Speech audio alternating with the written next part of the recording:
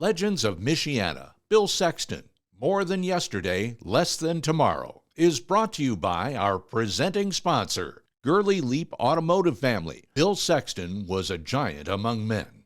Our platinum sponsors, Jay Jordan, University of Notre Dame. Our gold sponsors,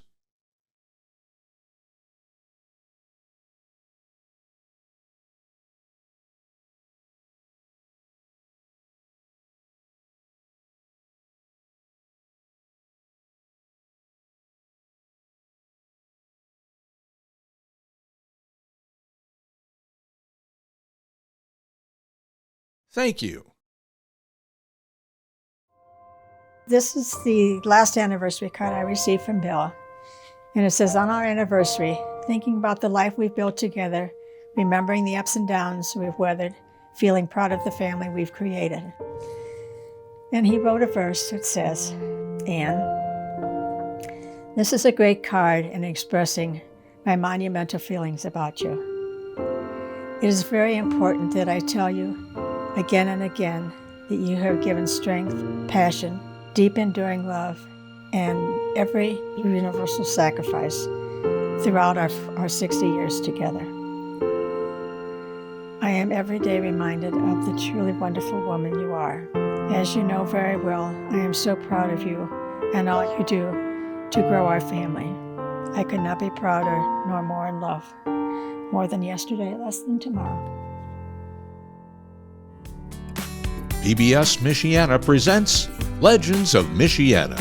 Bill Sexton, More Than Yesterday, Less Than Tomorrow. The first thing that would jump out is that his physical presence. He's a big guy. He's 6'3", 265 pounds, just a strong man. And always polished to a T. I mean, he's dressed, he looked like he came straight out of Hollywood.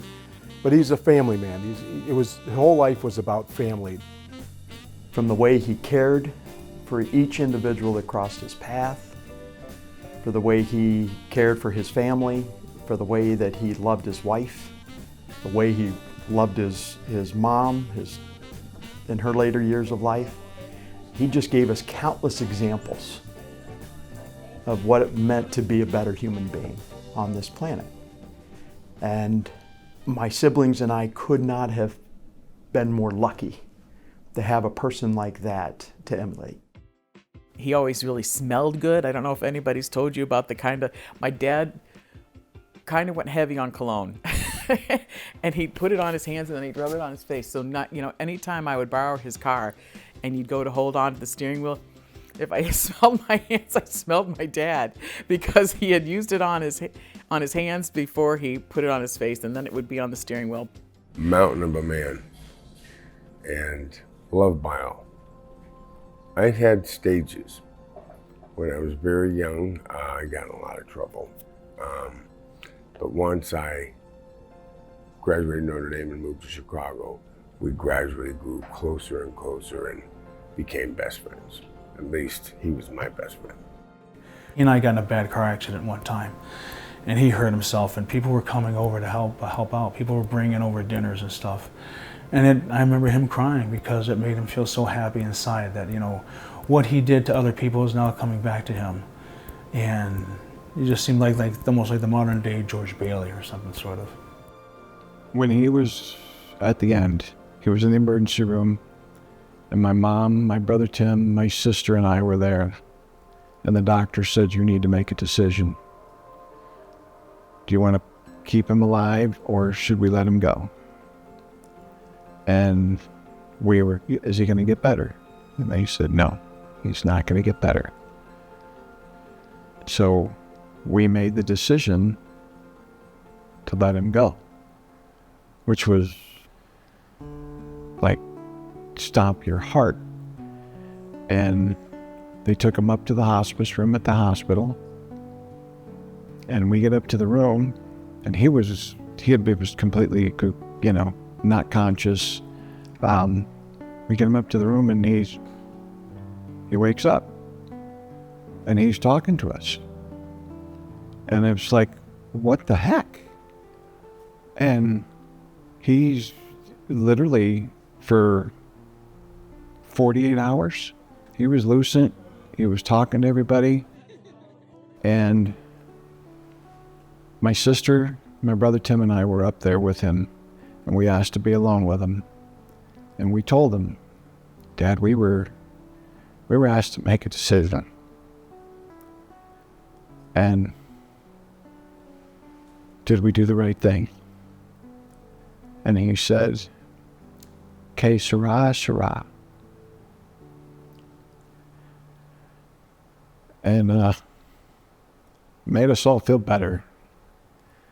That then he, over the next 2 days, 3 days, he slowly did end up passing away. But, that was really, really hard. Probably the hardest thing I've ever done. Like every other time, he made it okay.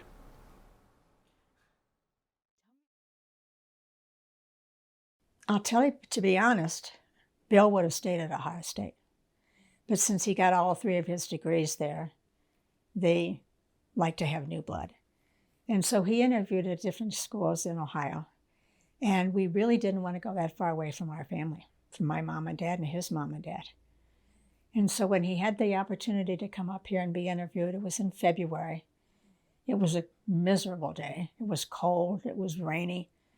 And when he was offered the job, in the clause, we said that it was a 3-year commitment. We said, if we want to leave at the end of the year, can we do that? And they said yes, because we weren't sure if we wanted to be this far away. But after we got here and in the neighborhood and he started the job, that all fell into place. And so here we are. My dad, who at that time was acting dean of the business school, John Malone, recruited Bill Sexton to come from Ohio State to teach marketing and management in the College of Business at Notre Dame.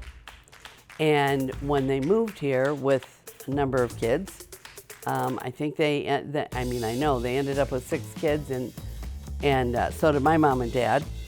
So there was just a lot of commonality right off the bat. Father Ted really strongly believed in the ideal of family and faith. And that's how Bill Sexton and my dad lived their life. I came to know Bill Sexton when I joined Notre Dame in 1997, but I actually knew of Bill's research when I was a doctoral student. He was a young faculty member, and I remember reading his research on what organization needs to do to succeed. From the very beginning, you have to think about this research in the 1970s was emphasizing the importance of relationships within organizations as a driver of success. And that was a fairly new pivot at that time. And so as a teacher, he taught very large classes, over 100 students, but he was just so much into them. He was so much into their success. He has so much confidence in them. And that confidence actually was palpable. They felt it too. To get the attention of the students, particularly when he talked about teamwork and trust and faith, he kind of created this cute exercise where he would ask the biggest guy in the class, maybe a football player, to come and sit in a chair, about 270, 280 pounds. And he will pick up 3 or 4 frail people, ask them to volunteer. A couple of girls and a couple of boys, they walk into that place and then say, I'm telling you that I have faith in you that you can lift this man who is sitting in the chair. And they have this look of incredulity on their faces. And you pretty much come and tell them that a couple of you get under the knees and get your arms around it, a couple of them under the shoulders. And then at the count of 3 or 5 or whatever, all of you lift. And have faith, pray to God, it kind of dramatized the whole thing. And the kids would lift. And of course, there is this buildup of tension and the release of tension, and the class is applauding, they put them down, shoo, and then there's so much you can get from this. The first and foremost thing is, there's an absolutely clear physical explanation for this. You are using the cantilever effect on the distributed weights to be able to lift, together. Each person is only lifting 1/4 or less of the weight. And the second thing is, when there is teamwork, you illustrate the point that 2 + 2 is greater than 4. To use a big word, they would use the word synergy, but that's what that really means. And the third one is, don't let the team down. You got to, yeah. Fourth one is the trust that you have in the other member, that they would not let you down either. And finally, I think, set goals which are greater than what you think you are capable of achieving. If you push yourself, you can find a way to do that. And many of these things you don't even have to say. If you can even ask the students, and they would tell you this is what we are getting. And that was the beauty of that exercise. It was one of those classes where you wish could have gone on another 30 minutes. When you're begging to get out, instead you're hoping to stay. He had one of those, every one of his courses. And he was on a first name, and I couldn't believe how many names he could always remember. So my grandfather taught me my freshman year. It was a seminar class at 8 a.m. And if I didn't show up, he'd call my mom. But he, every morning before class, he would wink at me, and he was just a wonderful teacher, and he was gracious, and I did get an A, but he really cared about the principles he was teaching: high trust, high reward, all the things that I think were a cornerstone of what leadership looked like to him. I learned so much from my grandfather, both in the classroom and outside of it. So we were about halfway through the semester, and a classmate came up to me after class, and he's like, "Jacqueline, I really think you need to report Dr. Sexton." And I'm confused. I'm like, "What are you talking about?" And he's like, "Every day during class, Dr. Sexton is winking at you. I think you need to report him. That's inappropriate." And I said, "Buddy, that's my grandfather." And he was like, "What?" Just mortified. And I said, "No, that's my grandpa." And he was like, "Oh my God, please don't tell him." So we have laughed about that for a long time. All they did was wink at one of the girls. She was my granddaughter. I had a nickname for Dr. Sexton because I met him as a young kid, and we spent a lot of time together. So my nickname for Dr. Sexton was Physical Bill.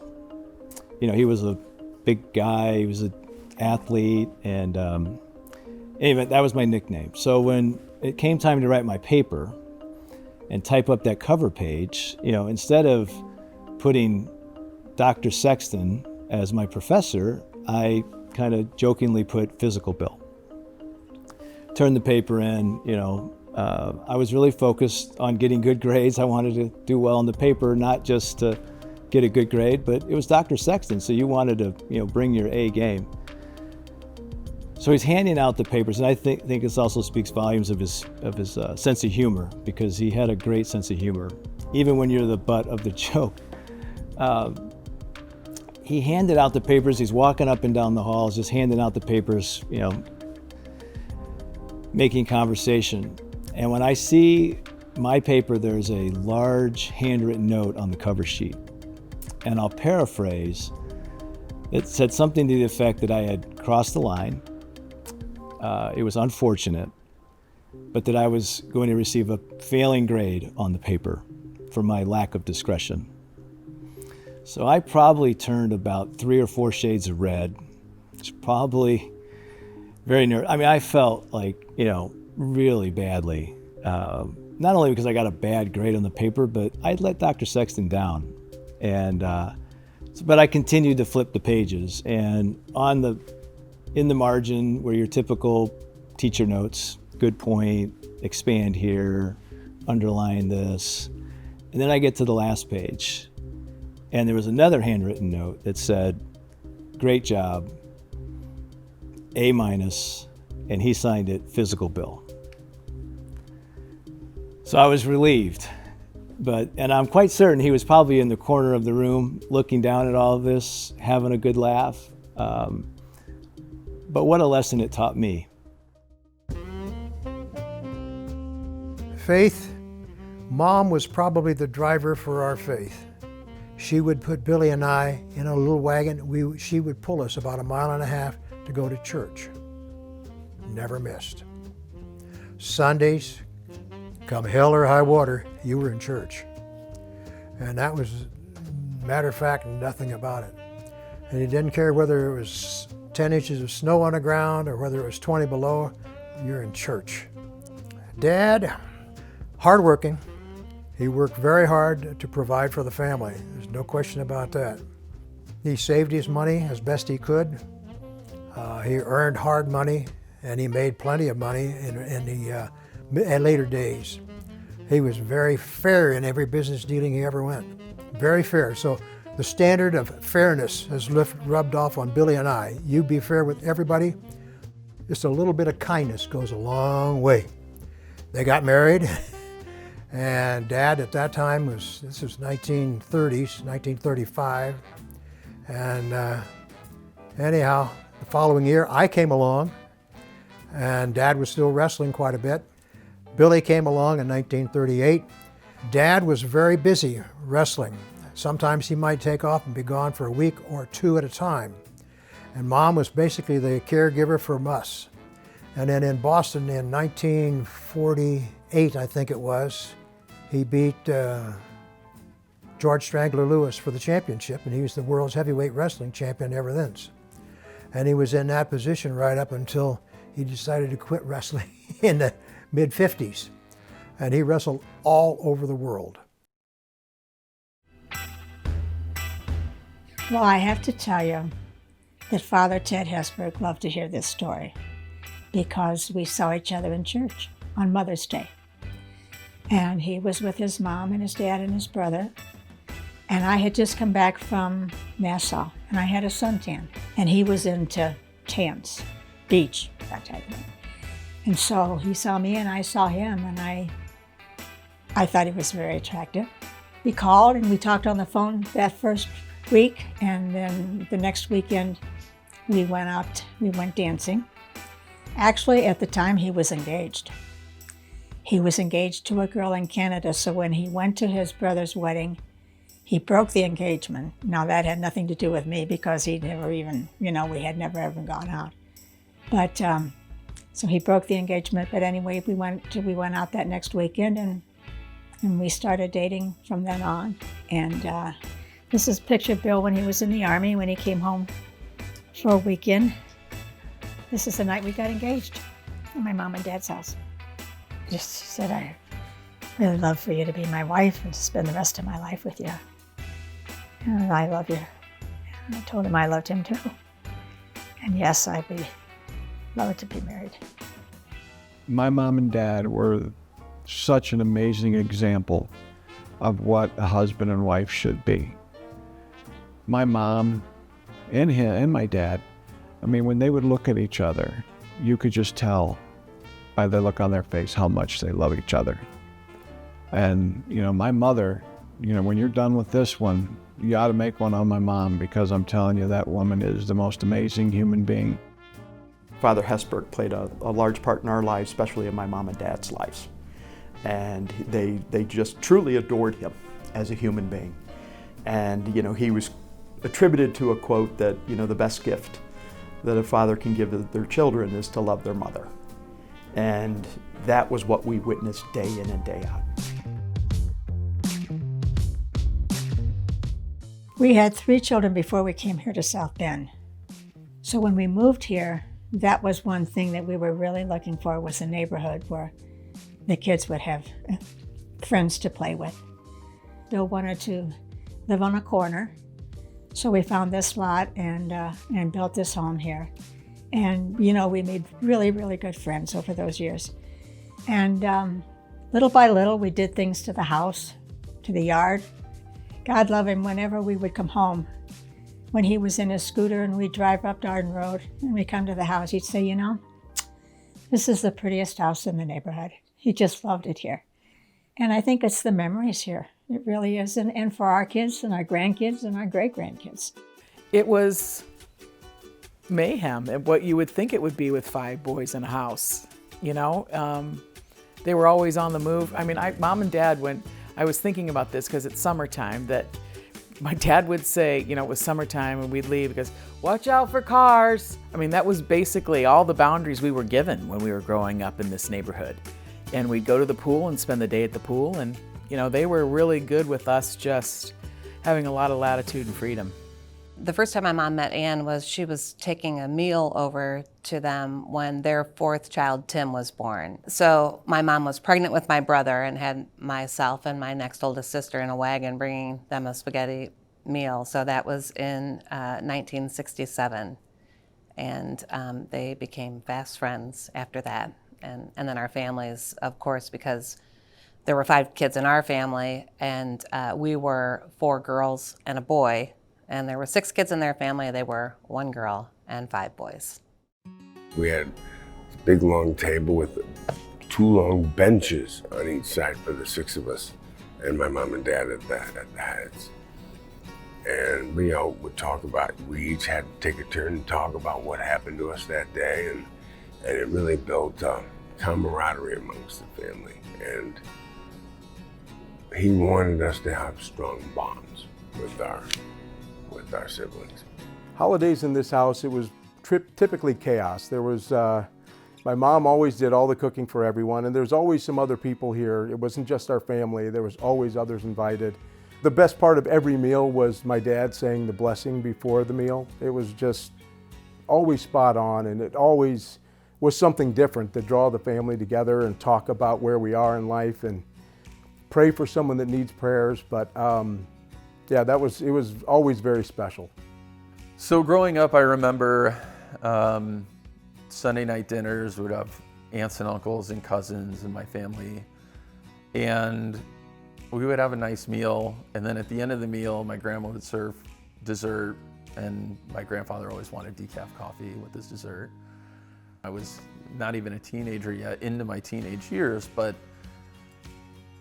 I would sit back and just kind of watch how everybody told stories, and it was mimicking my grandfather and how he did, and you could see that kind of spread out to how everybody went about it. But he was hilarious, and he had incredible timing when he was telling his stories, and I just remember like laughing until it hurt growing up, but on a regular basis, over and over again, Sunday after Sunday. That was part of the tradition, was the dessert story time. Bill Sexton was a professor in the School of Business at Notre Dame, and Jim Frick retired as vice president for university relations, and Bill was the head of the committee to find Jim Frick's replacement. The committee had all their meetings, interviewed people, had all this, and they ended up deciding that Bill was the one who should do it, that Bill was the best candidate. Father Ted invited Bill and I to dinner, and he asked Bill if he would like to, he told him he wanted him to be vice president of development. And Bill told him, he said, I don't know anything about it, Father. He said, you know? And Father Ted said, well, you'll learn. And I said, well, what happens if he doesn't like it? And he said, if he doesn't like it, he can go back to teaching. And so Bill took the job, and this was in August he started. The following December, Bill was in a really bad car accident with our son Michael. They went out to look for a Christmas tree, and they got hit broadside. And so it was always known that Father Ted didn't like to go to people's homes because he felt if he went to one, he'd have to, you know, go to others. And so that Christmas, Father knew that Bill wasn't able to go to Mass. And he came out here and said Mass on Christmas Eve. Our relationship grew. I kind of think in a way he looked upon Bill as a son. I really do. Jim Frick, who hired me, he was the third vice president, the vice president of university relations. He was sitting in my living room one day, and he said, I feel sorry for the man who's going to replace me. And I said, why, Jim? And he said, because all the prospects are gone. They're all used up. There's no new money out there. And whoever replaces me probably will fail. Well, Bill certainly didn't fail. Bill thought big. He really thought big. And Bill said to me, I always feel that I might be sitting in your chair. And my reaction was, Bill, God works in beautiful ways. Thank God you got the job and not me. Because under Jim Frick, we thought of millions. And I said, you're thinking of billions of dollars. And that was the difference. Thank God I didn't get the job. Thank God, Bill. He was so passionate about Notre Dame that it was almost impossible to say no to him. You may not have said yes to the numbers he was asking, but you eventually said yes to what he was asking for. And he was just a good man. You know, Bill had a habit of calling you on the phone and saying, hey, I need this, can you do such and such? And he was so positive and not pressing, not pushing, but really, you know, really so smooth that you wanted to say yes to him for whatever it was. He got us going, and our endowment rose and rose and rose, and we were able to not only fund great research and faculty and help students financial aid, but the bricks and mortar then became a big factor. And so you could see Notre Dame grow as an institution because it had great faculty, great students, but it also had great facilities. And again, very hard to do. I was editor of Notre Dame Magazine, which is not a typical alumni university magazine because it has a good amount of editorial freedom and journalistic quality. And Bill was always supportive. He always defended what we were trying to do journalistically. It put him in the hot seat on more than one occasion, but he was always supportive and always knew what we were trying to do, what the integrity of the magazine meant to our readers and to the university. And I was really grateful for that. And a lot of what I tried to do with the magazine was to help Bill out. Because of my loyalty to him, I didn't want him to put him in too bad of positions too often. And I really appreciated that. I had always made it a rule, don't follow children, babies, animals, or Lulani.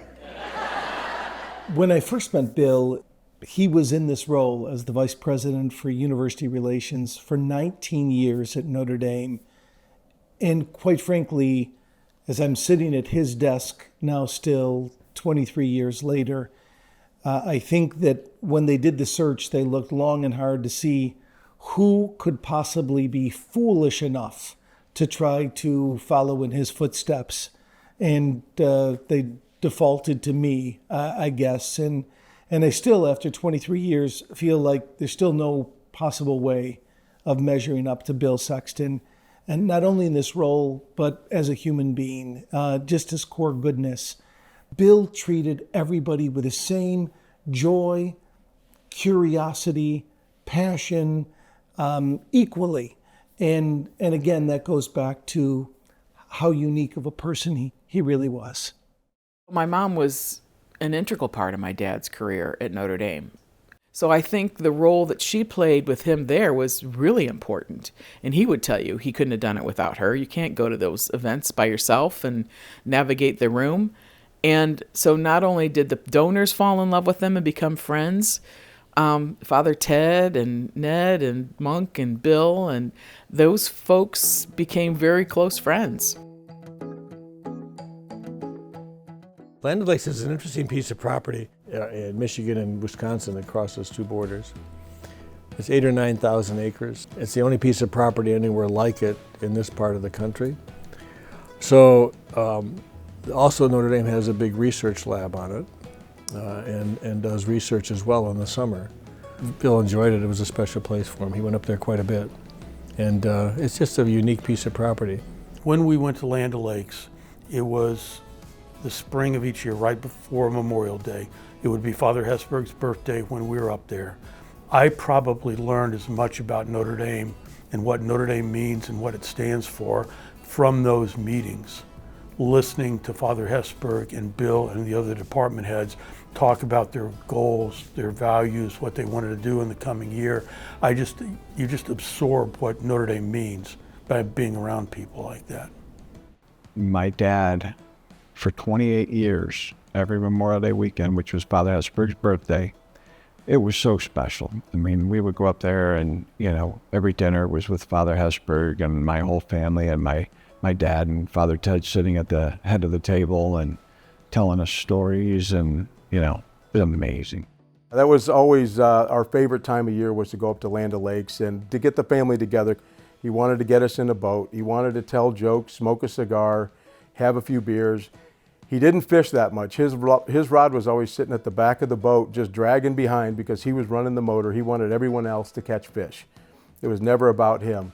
Well, the interesting thing for me to say is that I felt like when we went to Land O'Lakes, it was our way of visiting God, because it just, everything that was enthralled there, the beautiful lakes and a huge population of bald eagles that were up there.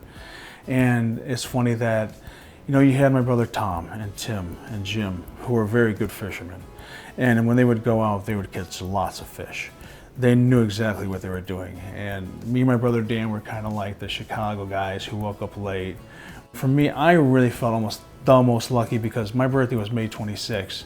And Father Ted's birthday, I believe, was like May 27th.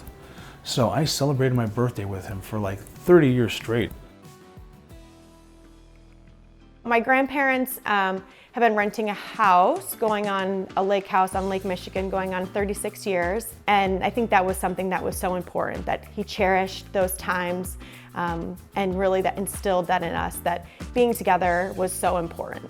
Everyone used to go there all the time. It was really fun with all my little cousins and big cousins, playing wave skipper balls in the water. It's just a really fun place to go to and hang out with your family. Yeah, it's very fun. Normally, like, all the adults hang out, eat dinner, like, stay up here. A lot of the kids normally go in the water, hang out on the beach. Sometimes us, we all play these family board games together. So it's been special, like, for the whole family, because everyone's been here. I remember times sitting on the beach up there and I'm seeing him writing notes. And this is late June-ish time frame. And I'm like, Dad, what are you doing? He goes, I'm just working on my classes for the fall with the students. And, you know, we were 2 months away from the academic session getting into swing, and he was working on his notes. And he's like, I'm about halfway through the semester, you know, at this point in time. I mean, we witnessed those things day in and day out. But yet, if it was, hey, Dad, can I ask you? What he was working on was put down, and his focus now came to you. And I think that's one of the lessons that my siblings and I learned from both my parents, which is, you know, when you're interacting with an individual, you need to give them full attention. Well, Bill, Ann, and the 6 kids are dear friends of Sally and mine, and of course, my mom and dad, Jim and Mary Ann Romer, worked with Bill and Ann at Notre Dame for several decades. And so Bill served on several boards, but among them was St. Joseph Regional Medical Center, Logan Center, and the Homeless Center. So you can see where he picked to serve on boards. Those were places that were intimately connected to problem solving in our community. So Bill and Ann were intimately involved in our community in every good way, and made the community better and made Notre Dame better by working to elevate both. When I was the vice president, along with some other, Bill Beauchamp and Dave Tyson, we did a lot of things to promote the town-gown relationship. And so we had a set of things we wanted to achieve after we took over our various roles after my election. And that, I think, led to the Center for the Homeless. It led to Robinson Community Learning Center. It led to all of us working at various times with the mayor, city council, the county council. We tried to be very much involved. We invited them to campus for various events. And I think that paid great benefits in the long run. When our grandkids turned from the oldest families, 12 or 13 years old, Bill and I decided to take them to Washington, D.C. for a 3 or 4 day vacation. So we would take like Amy's oldest and Tommy's oldest. And we made, I think, probably 5 or 6 trips with those kids. And we let them decide where they would like to go. It was just a great experience. And I wish we could have done it with more. But at that time, then Bill was starting to have a hard time getting around, and we never were able to take them. They took Jacqueline and I to Washington, D.C. for a couple of days. My grandfather was there on a work trip. When we were growing up, he was traveling all the time. Now that I'm in development, I kind of know what that looks like, but it was really interesting because we had the opportunity to go and do stuff, and then at the end of the day, we would go and meet him for dinner. And it was really interesting to see him kind of come in from that with the suit on and still kind of in gift officer mode, and then come with us and turn back into our grandpa. Kind of pulled the curtain back a little bit on what his professional life was, but then also just great to be kind of a big kid. And so to get some individual time with them was incredible. It was just great to be just the 4 of us and have a lot of fond memories of that. Bill and my parents would travel abroad at times to work on not just the town and the gown, but the town, the gown, and the global community. How do you take local global and improve people's lives in, small communities, poor communities, deprived communities, particularly in places like Africa and Latin America. And Bill committed his life to doing those kinds of things. One of the things that Bill was really good at was thanking people for the gifts they provided, and often that led to a future gift from the same people. I traveled a lot with Bill when we were in the middle of campaigns, and he was famous for, he had a joke he used to like to tell about Peter and Paul. And as soon as he mentioned the words, I started laughing because it was a humorous joke. His line was, "Don't change your material, just change your audience." Father Malloy, God love him, they had a wonderful relationship together. They traveled many, many places together, and I was with them on a lot of those occasions, and with Father Beauchamp as well. And Monk was very studious, loved to read books. And there were times when we would be in Germany, in southern Germany, driving through the Alps and whatever, and Monk and I would be in the back seat, and he'd be reading his book, and Bill Beauchamp and Bill would be in the front, and Bill Beauchamp would be giving Bill his directions in the car. But they really had a bond between them. Bill was a great storyteller, and he always told jokes. And in whatever country they were in, he would try to speak the language. And sometimes he'd get them mixed up. And so there just were so many stories. Traveling with Bill was always fun. I mean, because he was just very outgoing, he was a very outgoing personality. And I can remember one time we were in a cab I believe it was in Japan, and we had about a half-hour trip in the cab. The cabbie did not speak a word of English, but that didn't stop Bill from having a half-hour conversation with him the whole trip. How's your family? How's it going? So, I mean, it just was Bill was. That was what he was. He was going to, when he was with people, he was going to be very much have them be a part of the event. I think you lived by Father Soren's be a force for good. Family was always first. And I think that he always believed in the charism of the Holy Cross, which is to educate the mind, but more importantly than the mind, the heart, so that you not only learn, but you learn to live. And that was something that Bill embodied and passed on. And he was a great believer in the Holy Spirit. So when we're looking for answers, Father Hesburgh would say, "Come, Holy Spirit." Well, Bill was in that group. And the Holy Spirit was very generous with Bill Sexton, because there was a lot of wisdom that came out of that man. One of the times in my life that was the most difficult, not one of the times, it was purely the most difficult time was the loss of my daughter in the Notre Dame swim team bus crash. And Ann and Bill were the first ones to come to the house. And Ann would show up at the front door on any given day with chicken salad for lunch. I'm so sorry. My daughter Megan.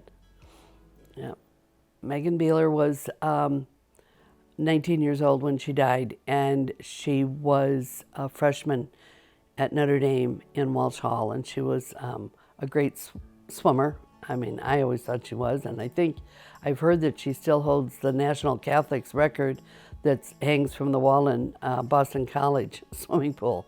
So Ann and Bill knew Meg, knew all of the kids, of course, but knew Meg, and were so excited when she did get into Notre Dame and that she did decide to be a swimmer. So I'll never forget how Ann and Bill were there for me, but they would have been there for anybody. It had nothing to do with who I was.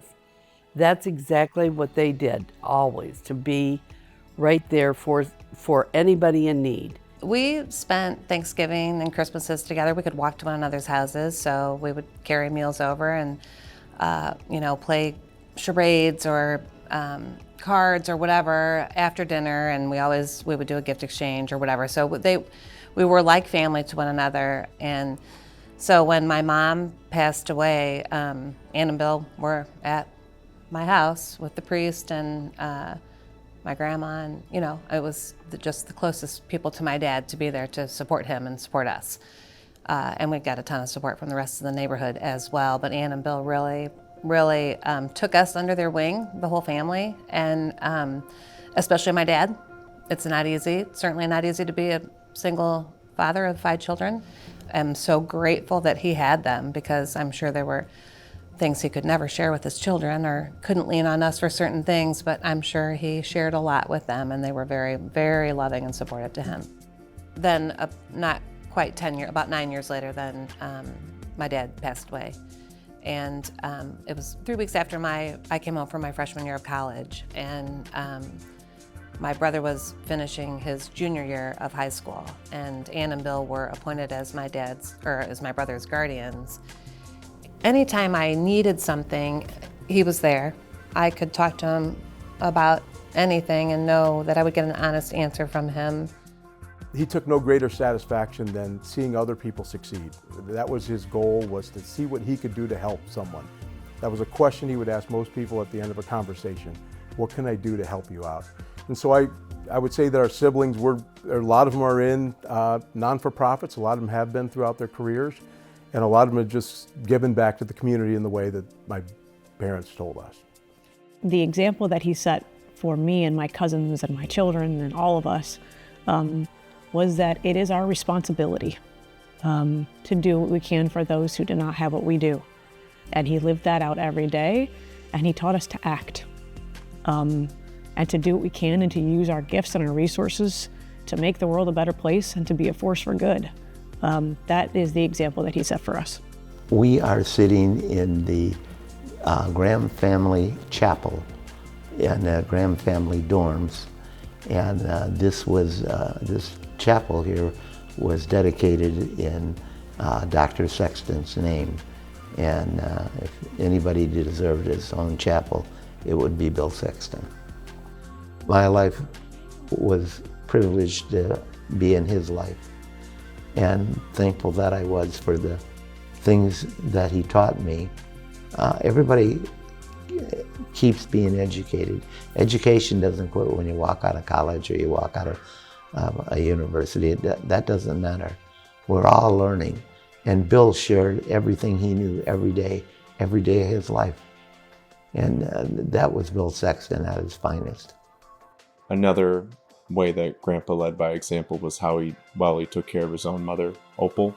Opal lived in her later years in South Bend, and Grandpa Bill would visit her every day, talk to her on the phone, compare notes on their crossword puzzles, and I was able to spend some time with Grandpa and Grandma Opal at the end of her life, and it was good to see what a son should do when taking care of his parents. I remember, going to see Dr. Bill when he was a little laid up at home, and we sat and just talked.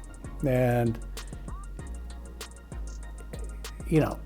of course, I'm telling him how much I love him and how much, I appreciate everything he's done, and he's telling me how much he loves me and how much I've done for him, and he brings it all in. I didn't know that I could do so well being a public company director, and he was just so thankful that I picked up the phone and asked him if he would come on the board at Macerich. We became great friends. We were friendly, but became great friends. And that's, in life, I think that's what you thrive to achieve. And if you do that, you've been a success. And Dr. Bill, you are one huge success to everybody. And I love you. I have a picture in my office. It's been in my office, I think, for at least 15 years. I can't remember exactly when it was that Dr. Sexton retired from his administrative position. But at the time, after having such a successful, long-standing career at Notre Dame wanted to do something for him, and they came to Dr. Sexton and asked him, given all that you've done for us, what can we do to honor your time here at Notre Dame? And I don't know what they had in mind, but I'm certain it was something, on some type of grand scale. Probably short of a statue around the stadium, but something grand. And after thinking about it for a bit, his response was, how about a bench? And there's, hundreds of these benches around campus. But the one that I have a picture of that's been behind my desk for the better part of 15 years is Dr. Sexton's bench. And Tim Sexton told me that story, and I said, can you send me that picture?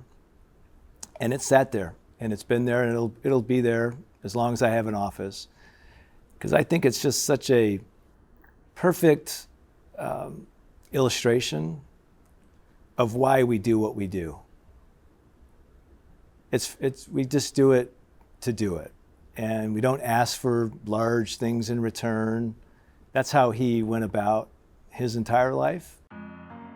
His honorary degree came at the end of his time at Notre Dame in his role as Vice President of University Relations. So it was a great capstone to that time, and it meant a lot to all of us that he was getting it. He had all of his degrees from Ohio State, so he could finally call himself a domer. I actually have a picture of Father Malloy, extending it to him there. It meant the world to him, and it meant so much to us to be there to support him in that. I was so lucky that my grandparents were both at my wedding 5 years ago. My grandpa said a prayer, which was the longest prayer in the history of prayers, but I absolutely love that today. I think in the moment I probably was a little embarrassed, maybe wanted him to speed up a little bit, but so thankful for that 7-minute prayer now.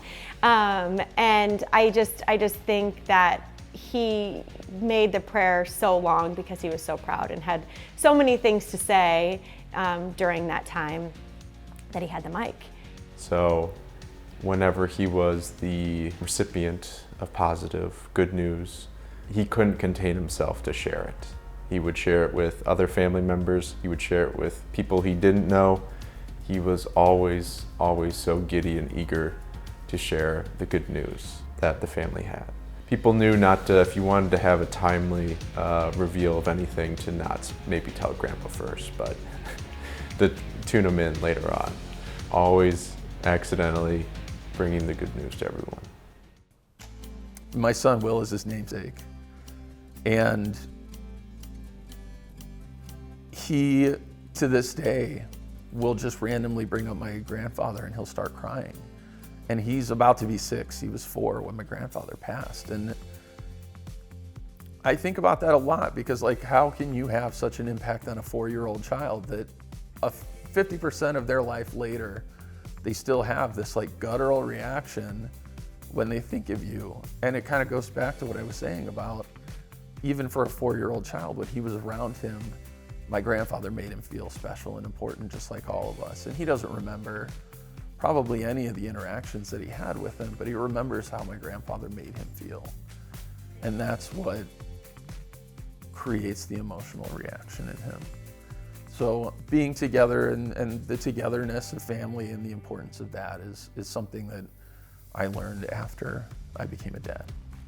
A few weeks before he passed, we watched this big game, a football game against Notre Dame and Ohio State. And basically, everyone went to the game because it was so big, but only me and my dad stayed back and watched it with him and my grandma. And that's a pretty big story, I'd say. It is great to go to the game, and he got great tickets on the 50-yard line and whatnot. You could be there to see the action. But for him and me, I think we had the best action just sitting at home with him, watching it with him, making sure he was happy, and just being with him, I think, was more happy for Gael than actually getting to go to the game.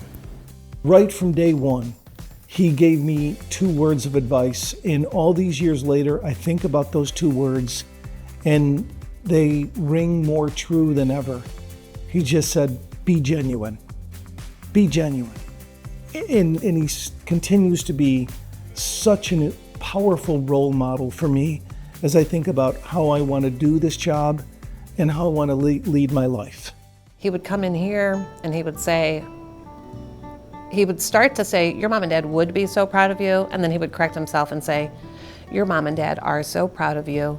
You know, I mean, he just knows what to say, and he has raised his children to be the same way.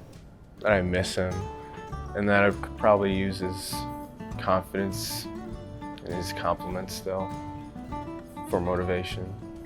It'd be nice to have him around still. Just, if you're passionate about something, that don't let anyone take it away from you. Just try to keep going. There's so many places that I can still feel my grandpa, whether that's at my grandparents' house or on campus or at our lake house. There's just so many places I know that he still plays such an important role in my life and will continue to play such an important role in my life and my family's life, even if they didn't get to meet him. I want to tell a story, which is a story that Bill Sexton used to tell me. And he said, there is this woman, she loved to cook and she loved to make desserts. And when she passed away, she had an instruction, and that was she wanted to be buried with her dessert fork. And the reason for that is she believed the best is yet to come. And that's how he looked at life. And also his faith. I think he'd be most touched by listening to us talk about him. I feel his presence a lot. I can hear him if I ask something of him, or where I'm in a situation for whatever reason I'm in. I can hear him talking to me, and I'm grateful for that, and I'm not surprised because he has a lot to share and say. So that he's still doing that now and working for me, you know, for my best interests on the other side, I'll take that. One of my favorite spots is on campus here is my parking spot. Because when I get in the morning, I can open up my door and I can step out and I can see that beautiful statue on the top. And so many things, just in that one look, come to mind for me. And I know my dad looked up there and he felt the exact same way. It just is that connection for the two of us that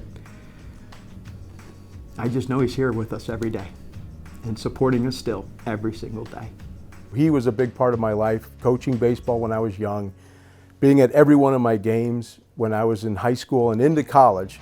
One of my favorite memories in college is coming off the field after a play, you'd get to look up and see my mom and dad sitting in the 5th row, giving you a thumbs up, clapping. During his last years, I talk him on the phone and he's, how you doing? How's this going? How's your job doing? And just stuff like that. And then at the end of the conversation, he would always say, hey, just to let you know, I love you, Guy. I really love being with you, and I really love you, and I love Gael. I love our times that we've had together. He always wanted to make sure that we knew how we felt. He was my hero. He was my best friend. He was a great example for myself and all my siblings and the grandkids and the great-grandkids. He was an amazing man. I mean, they don't make him any better than he was. He always there for everybody, no matter what. He was the kindest, most loving person you could ever imagine. I've saved voice messages from him that I'll keep forever. I wish I could call him once more. Wish I could talk to him once more. We all feel that way. We miss him. He probably the most wonderful human being I'll ever know. But in so many ways than just that he was very bright, intellectual, kind. He just was capable of so much love, and he'd find goodness in people. Even some that it was hard to find, he'd find it. I love my dad. You know, just the fact that we were able to do what we did, raise our kids the way we did, for them to turn out the way they did, I think that's the greatest gift of all.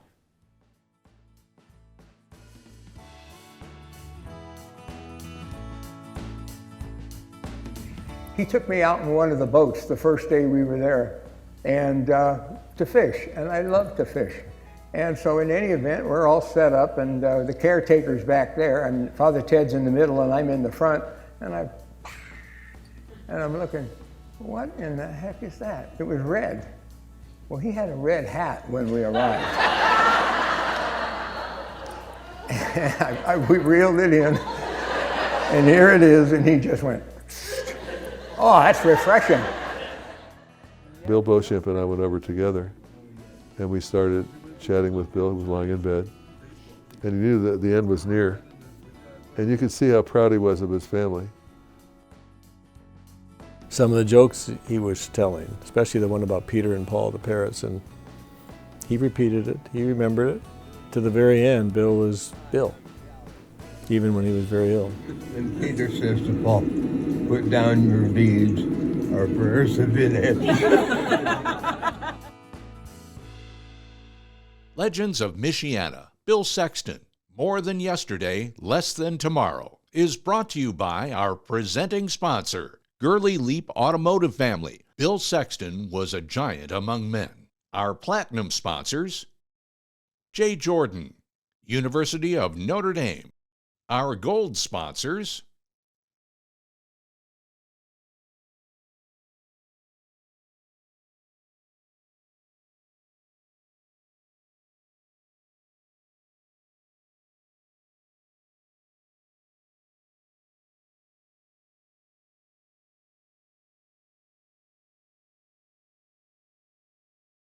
our silver sponsors,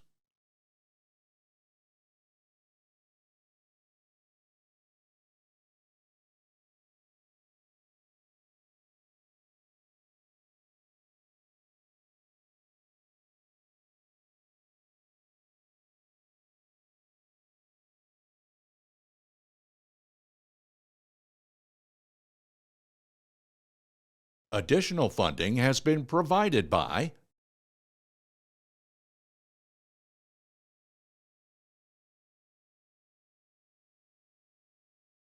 and by